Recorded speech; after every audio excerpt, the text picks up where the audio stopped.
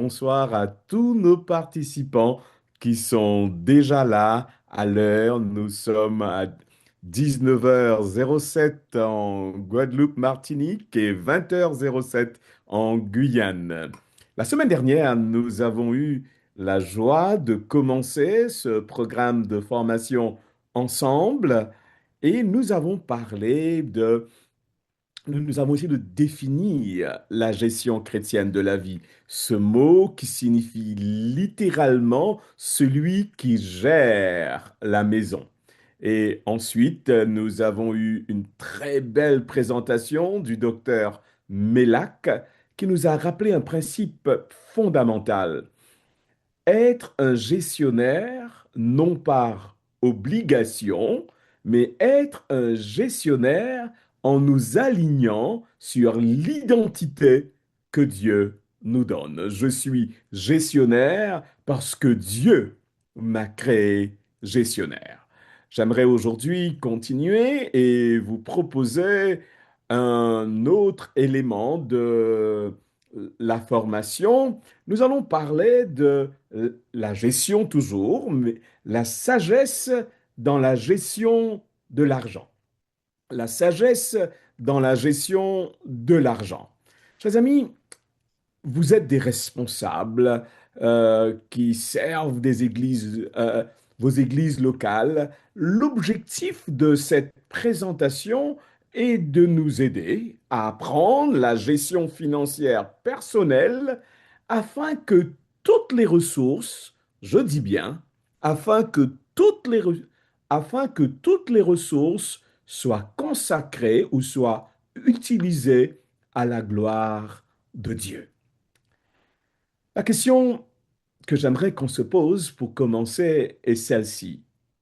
Pourquoi l'Église, qui est par définition une organisation spirituelle, investisse-t-elle du temps, les moyens pour éduquer ses membres sur la gestion des ressources financières? Est-ce que l'Église ne ferait pas mieux de parler seulement de 10 commandements, de foi, de prière, de retour du Christ? Qu'est-ce que l'Église a à faire avec la gestion des finances? J'aimerais, dans cette introduction, vous suggérer trois raisons. D'abord, nous sommes conçus pour une vie abondante. Selon l'évangile de Jean, le chapitre 10, le verset 10, Jésus nous dit qu'il est venu pour nous offrir une vie, pour offrir une vie abondante à tous ceux qui l'acceptent. Cette citation, ces paroles de Jésus, nous invitent à ne pas nous sous-estimer et à ne pas nous contenter d'une existence médiocre, parce qu'il nous a sauvés pour vivre une vie abondante. Et nous savons que pour jouir d'une vie abondante, pour jouir d'une vie de qualité, il est essentiel de bien gérer nos ressources financières. Deuxième raison, pourquoi l'Église prend du temps pour parler de la gestion des ressources financières, est celle-ci. Nous sommes sauvés, nous faisons partie de l'Église pour être partenaires dans la mission finale de Dieu. Et j'aimerais vous citer ces paroles d'Ellen White où elle dit, le Seigneur, votre Seigneur, a placé entre les mains de ses serviteurs, vous et moi, les moyens nécessaires pour faire avancer son œuvre dans les missions nationales ou, si vous préférez, le mot local et étrangère. Dieu a choisi de faire de nous ses partenaires dans la mission finale. Donc, il est essentiel de bien gérer pour être un bon partenaire. Troisième raison, nous devons favoriser. L'Église croit que c'est son rôle de favoriser l'épanouissement spirituel des membres. Nous savons, lorsque nous lisons Matthieu, le chapitre 6, le verset 24, l'argent rivalisent avec Dieu pour la première place dans nos vies. Connaissez-vous la raison pour laquelle une partie des semences de la parabole du semeur n'a pas porté de fruits? Lorsque je lis Matthieu, ce texte que vous voyez à l'écran, Matthieu, le chapitre 13, le verset 23, ce texte nous dit, celui qui a reçu la semence parmi les ronces, c'est celui qui entend la parole. Mais les préoccupations de ce monde et l'attrait trompeur des richesses. Vous entendez ce qui est écrit ici. Et l'attrait trompeur des richesses étouffe cette parole et la rend infructueuse. Si nous voulons favoriser l'épanouissement spirituel, notre épanouissement spirituel et l'épanouissement spirituel de ceux que nous servons, il est essentiel de parler de finances, il est essentiel de parler de gestion financière. J'aimerais vous proposer brièvement en survol ce soir 5 principes essentiels à vivre et à transmettre. 5 principes essentiels à vivre et à transmettre lorsqu'il s'agit de la gestion financière. Le premier principe est celui-ci. Nos poches, vos poches, ne sont pas vides. Ce premier principe pour gérer les ressources personnelles n'est pas nécessairement une action, mais un changement de mentalité.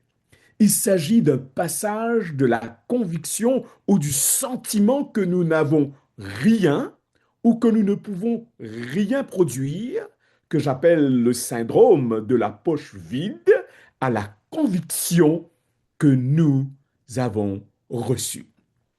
Quelles sont les causes de ce syndrome de la poche vide qui touche beaucoup de personnes et même les croyants aujourd'hui? Souvent, lorsque nous nous adonnons au jeu de comparaison, on finit par penser, par croire que nous n'avons rien reçu. Autrement, nous regardons dans le rétroviseur et nous sommes paralysés par l'image de notre passé. D'autres personnes, l'influence de l'éducation familiale, parentale, du milieu social dans lequel nous avons grandi et même notre histoire collective pourrait faire que nous souffrons du syndrome de la poche vide. J'ai rien et finalement négliger les matières premières de Dieu, se concentrer sur nous-mêmes, au lieu de considérer les matières premières que Dieu a mis entre nos mains. Les matières premières de Dieu comprennent le temps, l'énergie, la santé, les talents qu'il nous a confiés. Chers amis, chers frères et sœurs, le vrai problème n'est pas que nos poches soient vides, mais plutôt notre incapacité de voir et de croire que nous avons reçu et d'utiliser ce que nous avons reçu. En tant que dirigeant spirituel, une des choses à faire, soyons des facilitateurs pour que les gens réalisent qu'ils ont effectivement reçu quelque chose de Dieu. Comment faire pour inverser le syndrome de la poche vide? D'abord, prenons du temps pour reconnaître le plan financier de Dieu pour ses enfants. Lorsque je lis la parole de Dieu, il est clair que Dieu a un plan financier pour nous, ses enfants. Option 1, ne pas mendier le pain. Psaume 37, le verset 25. Option 2, pourvoir à nos besoins. C'est ce que Dieu s'engage à faire. Philippiens 4, le verset 19. Option 3, Dieu donne le pouvoir de créer la richesse. Deutéronome, le chapitre 8, le verset 18. La variation. La variation dans la quantité des ressources reçues d'une personne à une autre n'est pas équivalente à l'absence de ressources. Ellen White explique pourquoi il y a cette variation. Écoutons ce texte. Certains recevront le centuple dès cette vie ou dans cette vie, et dans le monde à venir, la vie éternelle. Mais tous ne recevront pas leur centuple dans cette vie, car ils ne pourraient le supporter. S'ils étaient chargés de beaucoup, ils deviendront des intendants imprudents. Le Seigneur le leur refuse pour leur bien. Comment faire pour inverser le syndrome de la poche vide? Nous avons d'abord parlé, nous avons parlé de reconnaître le plan financier de Dieu pour ses enfants, mais il existe un autre principe. Ce principe, c'est de prier pour une vision augmentée de la réalité. Demandons à Dieu d'ouvrir nos yeux pour que nous voyions ce que nous avons reçu et aussi les opportunités disponibles autour de nous. Je vous invite à prier pour vos enfants, à prier pour vos membres, pour les membres de vos églises, afin que tous réalisent qu'ils ont reçu, parce que tout commence par cette réalisation que nous avons effectivement reçue de Dieu. Troisième principe, pour inverser le syndrome de la poche vide, appliquer la loi du succès. 2 Corinthiens, le chapitre 9, le verset 6, ou Proverbe, le chapitre 10, le verset 4, ces deux versets nous parlent du travail diligent, du travail appliqué qui est récompensé. Nous réalisons que nos poches ne sont pas vides lorsque nous utilisons les matières premières que Dieu a mis à notre disposition. Parlons maintenant du deuxième principe, planifier avant de dépenser. Dans le monde d'aujourd'hui, les annonceurs, les influenceurs, vous les connaissez, nous encouragent à dépenser, à utiliser les ressources que Dieu nous donne de façon impulsive et sans réfléchir. Il s'adresse davantage à nos sens qu'à notre raison. Nous achetons selon ce que nous voyons, entendons, touchons, sentons ou même goûtons, ce qui crée une tendance malsaine à la dépense dans notre société contemporaine. En contraste, lorsque nous lisons Luc le chapitre 14, le verset 28, Jésus fait cette recommandation. En effet, si l'un de vous veut construire une tour, il s'assied d'abord pour calculer la dépense et voir s'il a de quoi la terminer. Jésus nous invite à réfléchir. Jésus nous invite à prendre du temps pour analyser avant de nous engager. Permettez-moi de vous suggérer trois questions pour affiner notre esprit critique lorsque nous utilisons les ressources que Dieu met à notre disposition. Enseignons à nos enfants, à nos jeunes, à se poser ces trois questions. Ai-je vraiment besoin de ce que je m'apprête à acheter? Est-ce que je dépense au-delà de mes moyens? Puis-je obtenir la même valeur pour moins cher? Répondre à ces questions conduit le plus souvent à une réduction significative de nos dépenses. Lorsque nous parlons de réfléchir avant de dépenser, nous sommes en train de dire ayons un plan de dépense. Je ne vais pas m'attarder là-dessus parce qu'il existe du matériel qui peut nous expliquer comment créer un budget. Mais j'aimerais juste mentionner ceci, puisque nous sommes dans un contexte d'église. Il existe trois types de budget. Il y a d'abord ce que j'appelle le budget normal. Le budget normal, c'est planifier l'utilisation de ce que nous avons gagné. J'ai gagné 2 000 euros, 3 000 euros, je planifie comment je vais utiliser ces 2 000 ou 3 000 euros. Ensuite, il existe le budget orienté vers le besoin. Ce budget, ce type de budget, nous planifions l'utilisation des ressources en fonction de nos besoins. Mais il existe aussi, et là c'est très important, Nous n'allons pas voir cela dans un livre de gestion financière. Nous devons parler du budget du chrétien ou tout simplement du budget chrétien. En quoi cela consiste-t-il? Planifier l'utilisation des ressources afin d'assurer un soutien adéquat à la mission de l'Église. Une caractéristique clé du budget chrétien est le renoncement à soi. Le budget chrétien ne se contente pas seulement de planifier l'utilisation de ce que nous avons gagné.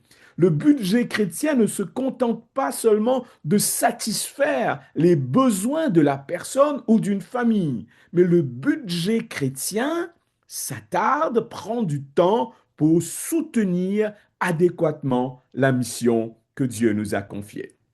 Et écoutez ceci, un élément essentiel du budget chrétien et l'absence de renoncement à soi chez ses prétendus disciples, Dieu la considère comme un reniement du non-chrétien.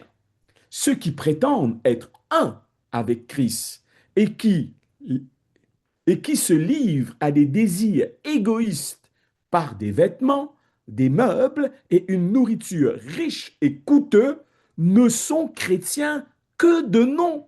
Certainement, si Ellen White vivait à notre époque, elle aurait ajouté d'autres items à cette liste. Elle continue et elle termine en disant ceci: être chrétien, c'est être semblable à Christ, en faisant référence à son esprit de sacrifice et de renoncement. Parlons maintenant du principe numéro 3. Éviter d'utiliser l'argent des autres. Évitons d'utiliser l'argent des autres. L'emprunt. L'emprunt pour faire face aux obligations de la vie n'est pas une pratique nouvelle. Nous en avons des références même dans les Saintes Écritures. Cependant, il existe d'importantes différences entre les pratiques passées et actuelles du crédit et de l'endettement.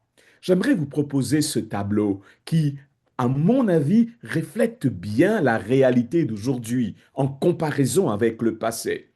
Dans le passé, le revenu des débiteurs était faible. Les gens pauvres étaient ceux qui vivaient à crédit.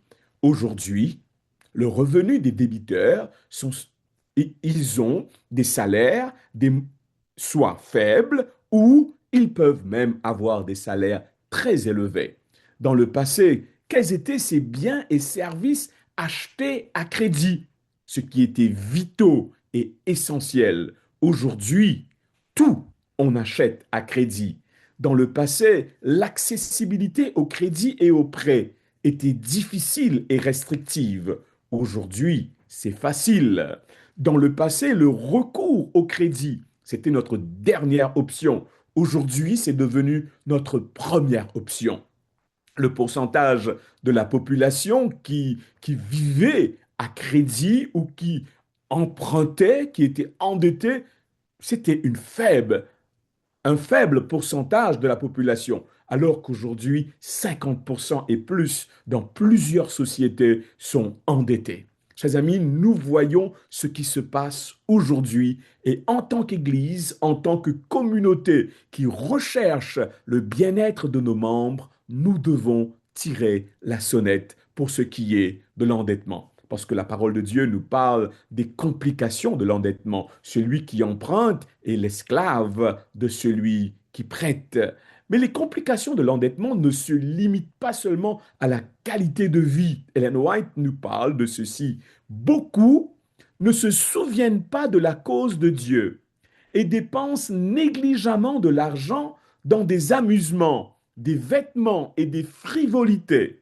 Et lorsque vient l'appel pour l'avancement de l'œuvre dans les missions nationales et étrangères, ils n'ont rien à donner et ils sont même à découvert. En d'autres mots, elle est en train de nous dire que l'endettement, le crédit peut nous empêcher à vivre pleinement le partenariat dans la mission finale de Dieu. Principe numéro 4, retrouver l'art de l'épargne. Vous savez que dans le livre de la Genèse, le chapitre 41, les versets 34 à 36, la famille de Jacob fut sauvée de l'extinction. Cette famille qui se trouve dans la généalogie de Jésus, euh, cette famille courait le risque d'être exterminée, mais grâce à l'épargne systématique initiée par le Pharaon, supervisée par Joseph et inspirée par Dieu, cette famille fut sauvée. Et Ellen White relie l'absence d'épargne au maintien du cycle de pauvreté. Elle écrit ceci, écoutez bien ceci, beaucoup de familles pauvres restent pauvres parce qu'elles dépensent leur argent dès qu'elles le reçoivent. Il existe plusieurs avantages qui découlent de la pratique de l'épargne, de ne pas tout dépenser. Un des avantages que j'aimerais mentionner, puisque nous arrivons à la fin de cette présentation, est lorsque nous ne dépensons pas tout sur nos besoins, nous avons la possibilité d'offrir un service exceptionnel à Dieu, à son Église et à ses enfants. Luc, le chapitre 8, le verset 3, nous parle de cela. Jeanne, femme de Chusa, l'intendant d'Hérode, Suzanne et beaucoup d'autres, ils le servaient. Comment? En l'assistant de leurs biens. Ne me dites pas que ces femmes n'avaient rien à acheter pour elles-mêmes, loin de là, mais elles ont choisi d'économiser, d'épargner et leur économie a permis de soutenir la mission terrestre de Jésus. Je termine avec le principe 5. Le principe 5, gérer selon notre identité. Et ce principe 5 nous ramène à notre première présentation. Gérons selon l'identité que Dieu nous a donnée. Vous vous rappelez de ces 5 éléments fondateurs de notre identité. Nous sommes créatures. Donc, choisissons dans la gestion de nos biens, choisissons d'adorer Dieu avec nos biens. Puisque nous sommes des êtres dépendants, Dieu étant le pourvoyeur, choisissons dans la gestion de nos biens de reconnaître Dieu comme propriétaire, puisque nous sommes les représentants de ce Dieu qui est caractérisé par l'amour. Choisissons de refléter son caractère d'amour envers les autres dans la gestion de nos biens. Puisque nous sommes créés comme étant des êtres relationnels, choisissons de gérer nos biens dans la gestion de nos biens, choisissons de prioriser les relations avant les possessions. Et finalement, puisque nous sommes créés serviteurs, choisissons d'utiliser nos ressources pour servir. Chers amis, nous avons parlé ce soir de 5 principes, mais certainement vous vous posez la question, comment allons-nous pouvoir mettre en place ces principes dans nos vies? Comment allons-nous pouvoir communiquer et influencer les autres à adopter ces principes? Je termine. Je termine par cette citation de Paul, cite le chapitre 2, les versets 11 et 12. En effet, la grâce de Dieu, source de salut pour tous les hommes, a été révélée.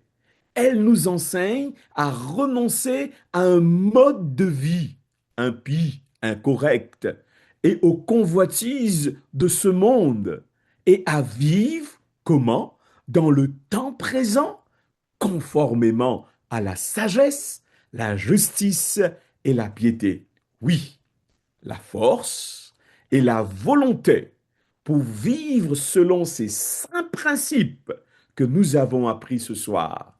Nous pouvons obtenir cela par la grâce de notre Dieu.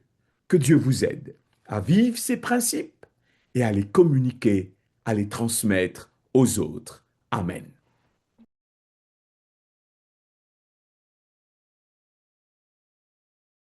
Thank you very much for this privilege to be with you all in the French Caribbean Union.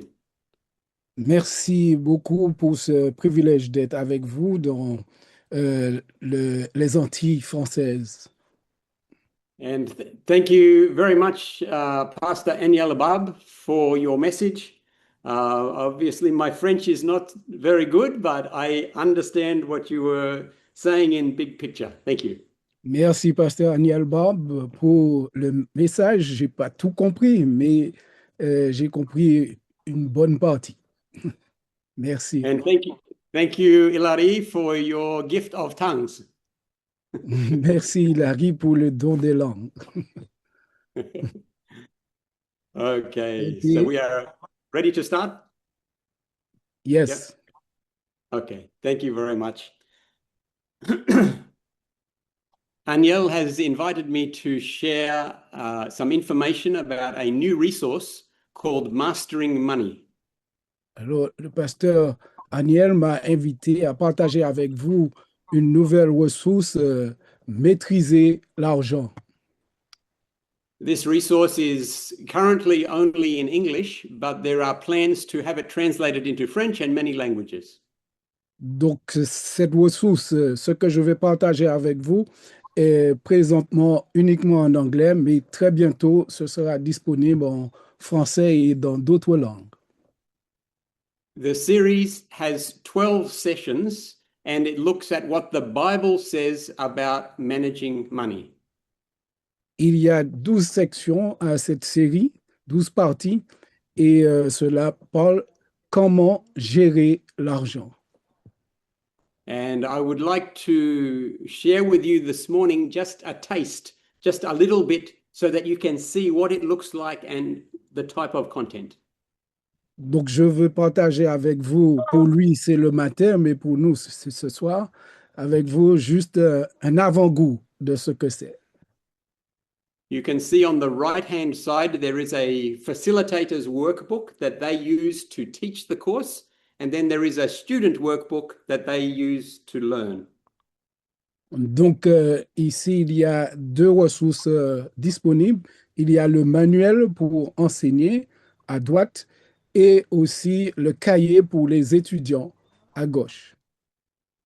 And they are available as printed, as printed books as well, but also available for free to download on a website I will give you soon.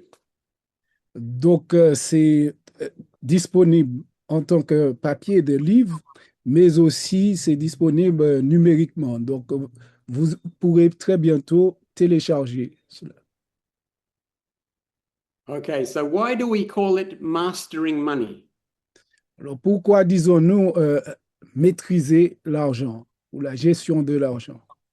And it's because that Jesus said, no one can serve two masters.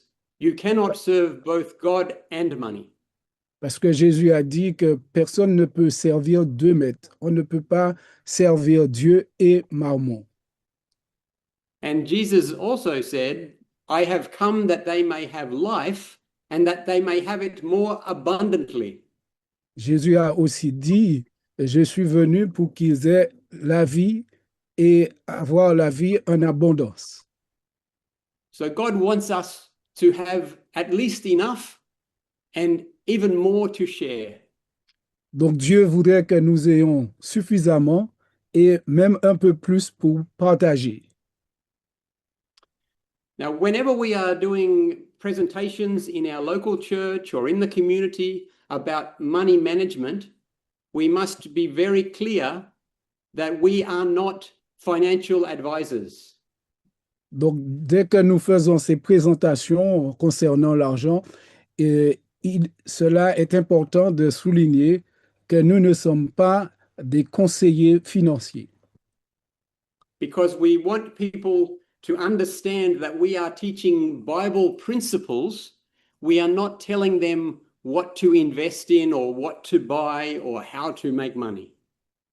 Donc, il faut que les gens sachent que nous enseignons des principes bibliques. Nous ne sommes pas là pour leur dire ce qu'il faut acheter et ou dans quoi investir leur argent. Okay. So now we move into some of the beginning slides in the Mastering Money series. Donc, nous commençons avec les premières diapositives dans ce cours de la maîtrise d'argent. So it has been said that most people spend 80% of their waking hours dreaming about, thinking about, or pursuing money. Does this sound like you? Donc, il est dit que plus de 80% des personnes passent leur temps à rêver de l'argent, pensant de l'argent et poursuivant l'argent. Est-ce que cela vous ressemble? Money represents life because life equals energy plus abilities plus time. And we give these three things and we receive money in return. Donc l'argent représente la vie. La vie est égale à énergie, possibilité et le temps. Et nous donnons ces trois choses comme nous les recevons en retour. So wherever your money goes, there goes a part of your life. Donc là où votre argent, vous dépensez votre argent, une partie de votre vie aussi y va. So every time you spend money, you spend a part of your life. Every time you waste money, you waste a part of your life. And every time you save money, you save a part of your life. Donc chaque fois vous dépensez l'argent, vous dépensez une partie de votre vie. Chaque fois vous gaspillez de l'argent, vous gaspillez une partie de votre vie. Et chaque fois vous épargnez de l'argent, vous épargnez une partie de votre vie. So the act of giving money becomes even more meaningful because you are returning and giving to God a part of your life. Donc le fait de donner l'argent à Dieu a beaucoup de signification parce que vous donnez une partie de cet argent à Dieu lui-même et en faisant ce geste, vous donnez une partie de votre vie. And so we can say that the price of anything is the amount of life you exchange for it. Donc, on peut dire que le prix de quelque chose, c'est le montant, la somme d'argent que vous êtes prêt à échanger pour cette chose. Let's have a little bit of a look now at God's perspective. Alors, nous allons regarder les choses dans la perspective de Dieu. In Proverbs 22:7, we see that the rich rules over the poor and the borrower is a servant or a slave to the lender.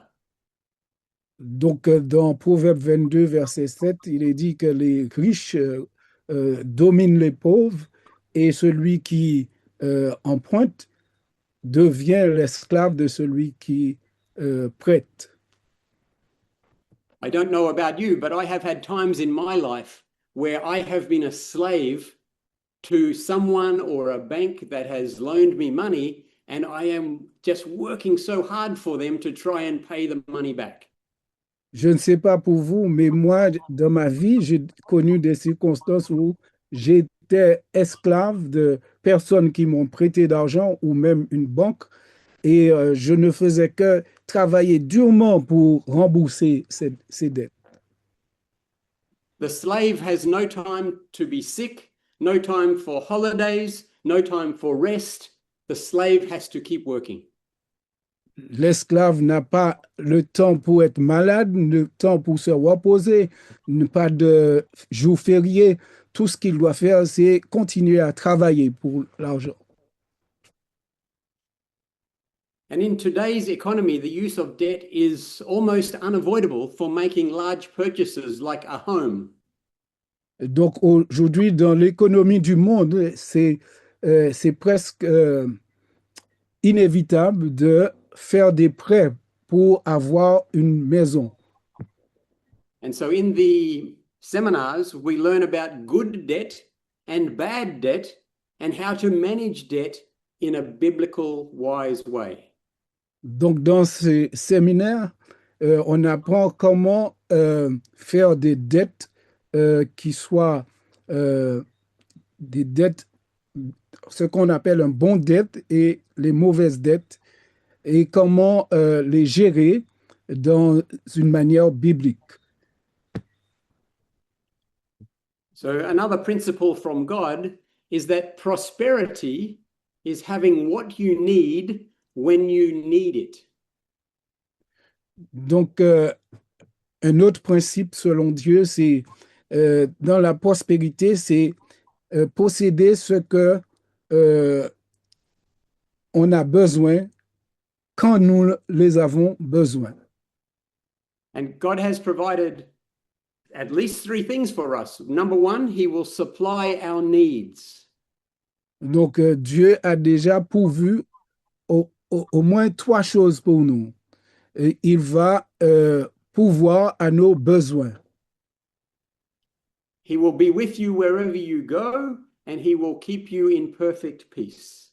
Il sera avec nous là partout et il va nous garder dans la paix parfaite. I have learned as I travel around the world talking about money and spirituality that people don't necessarily want to be rich, they just want to have financial peace. Donc, alors que je voyage dans le monde entier, ce que j'ai découvert, c'est que euh, les gens ne veulent pas forcément être riches, mais ils veulent avoir la paix financière. And the Mastering Money series teaches people how to have financial peace. Et cette série de Master in Money, la maîtrise d'argent, aide les gens à savoir comment avoir la paix financière. Because mastering money is not a dream, it's a skill that we can learn from the Bible. Parce que la gestion de l'argent, c'est pas un rêve, mais c'est une compétence que nous pouvons cultiver au travers de la Bible. Let's move to another section of Mastering Money, reaching Nous a- financial freedom. Nous allons passer à une autre section de ce séminaire de la maîtrise d'argent, arriver à la liberté financière. So, how do we get that financial peace in our hearts? Comment avoir cette paix financière dans nos cœurs? And this slide can be summarized by saying that having financial peace is not easy. It does take hard work. Donc, on peut résumer ce diapositive en disant avoir la paix financière, ce n'est pas facile, mais cela demande de travailler cela. You need to learn some money saving techniques, some budgeting skills, and even change how you spend. Donc, vous devez apprendre des techniques d'épargne, de budgétiser votre argent. Reaching financial freedom is hard. Being poor is hard. Choose your hard. Which one? Arriver à la liberté financière, c'est dur. Être pauvre, c'est dur. Il faut choisir lequel de la dureté que vous préférez. So here we will quickly look at 7 steps that you need to complete in full and in order. Donc, nous allons regarder, considérer cette étape ici que vous devez compléter pleinement et dans l'ordre. And thousands of people have followed these 7 steps to gain financial peace and freedom. Et des milliers de gens ont suivi ces étapes pour avoir la paix financière. Okay, remember we need to complete them in full and in order. Donc, il faut se rappeler que nous devons compléter cela pleinement et dans l'ordre. Okay, so number 1, always put God first with tithe and offerings. Premier principe, nous devons mettre Dieu premier dans la dîme et les offrandes. We cannot expect God to bless us while we are robbing or stealing from him. Nous ne pouvons pas nous attendre à ce que Dieu nous bénisse alors que nous sommes en train de lui enlever ce qui lui appartient. Okay, step 1, and then step 2, save an emergency fund equal to 2 weeks' income. Deuxième étape, il faut avoir un fonds de réserve qui est égal à 2 semaines de revenus.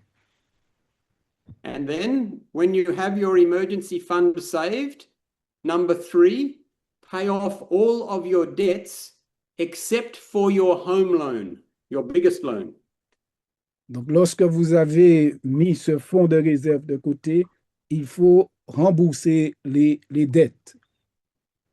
So maybe you have a debt for a car or for a refrigerator or for something else. You pay all of those smaller debts until they are finished. Peut-être vous avez fait un prêt pour avoir une voiture, une maison, etc. Mais il faut d'abord rembourser ces dettes. Okay, then when you have paid off all your small debts, then number 4, expand or increase your emergency fund until it is equal to 3 months of income. So you are saving very carefully. Donc, après avoir remboursé les dettes, vous devez essayer de augmenter le fonds de réserve jusqu'à ce que cela devienne égal à 3 mois de revenus. Now, this emergency fund is for maybe if you lose your job or you get sick or you have to give a big gift to pay for a wedding or a funeral. It's for emergencies only. Donc, ce fonds de réserve ou fonds d'urgence, ça doit être utilisé uniquement, ça doit être fait pour vous aider au cas où vous perdez votre travail, vous tombez malade ou vous devez payer un mariage, etc. Mais c'est que pour l'urgence. Okay, and from this time, from step 4 onwards, you will always have 3 months of income in an emergency fund. Donc, à partir de la 4e étape, vous devrez avoir un fonds de réserve pour au moins 3 mois, égal à 3 mois de revenus.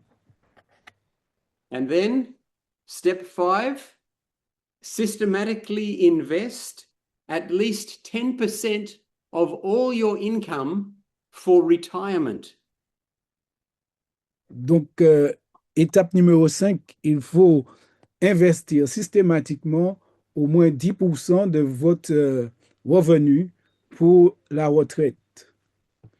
So that when you are old and you finish work, you still have some money to pay for food and other costs. Afin de, lorsque vous allez prendre la retraite, vous pourriez aussi avoir l'argent qu'il faut pour payer certaines choses. And then, step number 6, pay off your home loan, your home mortgage, as quickly as you can. Et étape numéro 6, il faut rembourser votre dette pour la maison aussi rapidement que vous pouvez. And then the final one, number 7, is invest wisely and increase your giving to God and others. Étape numéro 7, c'est investir sagement et d'augmenter le montant que vous donnez à Dieu et les autres. Now, as this course is taught in many cultures in our division here and even around the world, these 7 steps are still good principles for people to follow in their culture.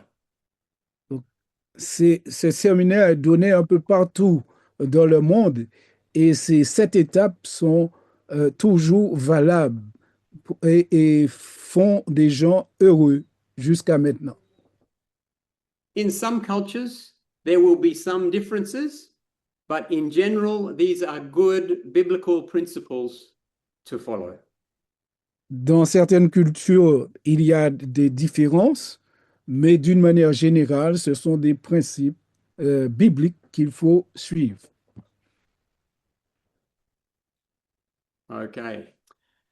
So if you want to go online and see these books, see where you can download them, you can scan that QR code or you can go to that website at the bottom and Donc, it will take you. si vous désirez plus d'informations, vous avez le QR code que vous pouvez scanner ou récupérer le lien qui se trouve en bas pour avoir plus d'informations. And also on the same website is all of the PowerPoint slides for all of the 12 sessions. So everything I have shown you this morning, there is, I think, maybe 240 PowerPoint slides that cover the whole 12 sessions so that you can teach it and people can follow along with you on the screen. Donc, sur le site, vous pouvez trouver les PowerPoint pour les 12 séminaires que vous pouvez récupérer pour enseigner à d'autres. Donc, vous avez le lien qui est affiché en bas. And at the end of each of the 12 sessions, we put this slide on the screen and we say to the students, what has God told me in this session? Donc, à la fin de chaque présentation, on termine avec ce diapositive que vous voyez et la question est posée, qu'est-ce que Dieu m'a dit dans cette session? So that is just a very brief summary of this new resource, and we hope to have it available to you very soon. And I pray that it will be a great blessing to the people in your part of the world. Okay. Donc, c'était une brève présentation de cette ressource qui sera très bientôt disponible et que vous pourrez utiliser là où vous êtes. And I think you already have a handout that I sent through that also lets you know that this Mastering Money series talks about investments, budgeting, retirement, inheritance, teaching children about money, very practical lessons. Donc, il y a déjà des pamphlets qui parlent de tout cela, de l'investissement, d'enseigner aux enfants, d'épargner et beaucoup d'autres possibilités. So thank you very much for your time. It has been a real blessing to be here with you. Merci beaucoup pour votre temps. Ça a été une bénédiction d'être avec vous ce soir.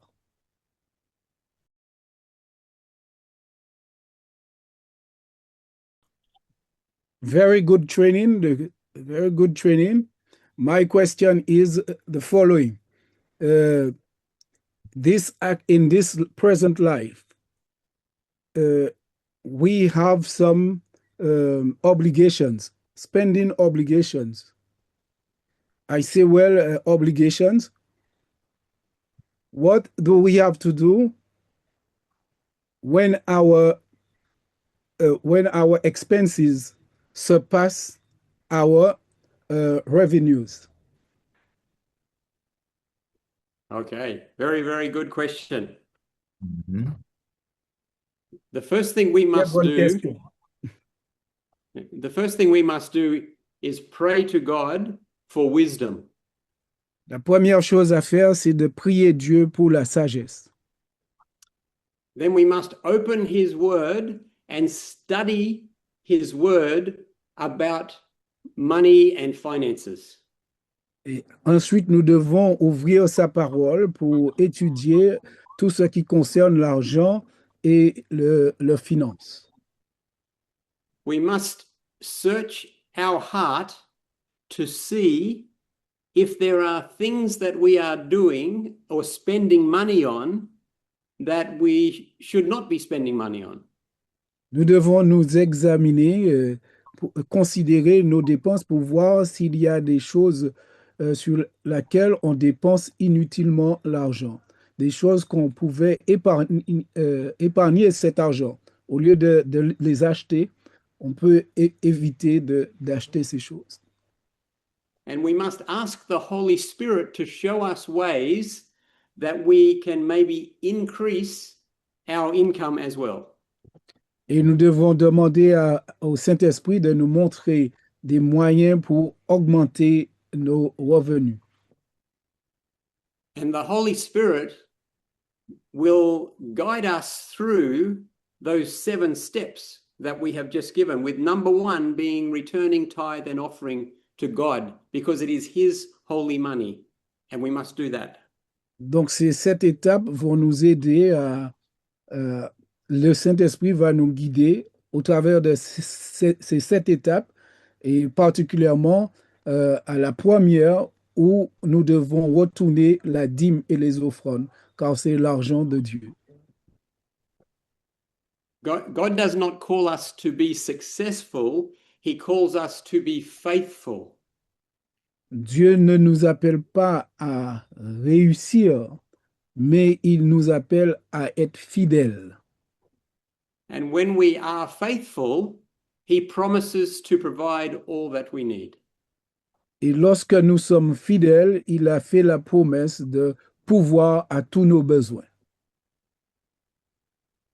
And I would also suggest if somebody is spending more than they are earning, that they seek some financial training from somewhere and some or a course or something like Mastering Money to get a financial education. Donc, je suggère que si quelqu'un dépense plus d'argent qu'il ne gagne, eh bien, qu'il puisse suivre des cours sur la gestion de ses revenus. Okay, I hope that answer is okay. Ok. J'espère que cette réponse vous satisfait. Juste une petite chose. Ouais. Cette personne qui a posé la question révèle quelque chose de très intéressant. Le fait de savoir que nos dépenses sont plus que nos revenus. Je pense que c'est le point de départ de la solution. Reconnaître qu'il y a un problème. Savez-vous que beaucoup de personnes, avec le système de crédit aujourd'hui, ils ne réalisent même pas si ce qu'ils sont en train de dépenser ne correspond pas à ce qu'ils sont en train de produire.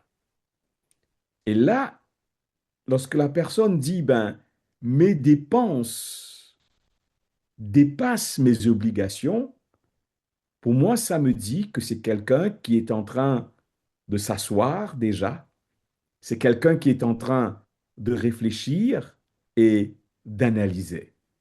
C'est un très bon point de départ et continuez. Comme Julian nous l'a dit ce soir, continuez avec l'aide de Dieu.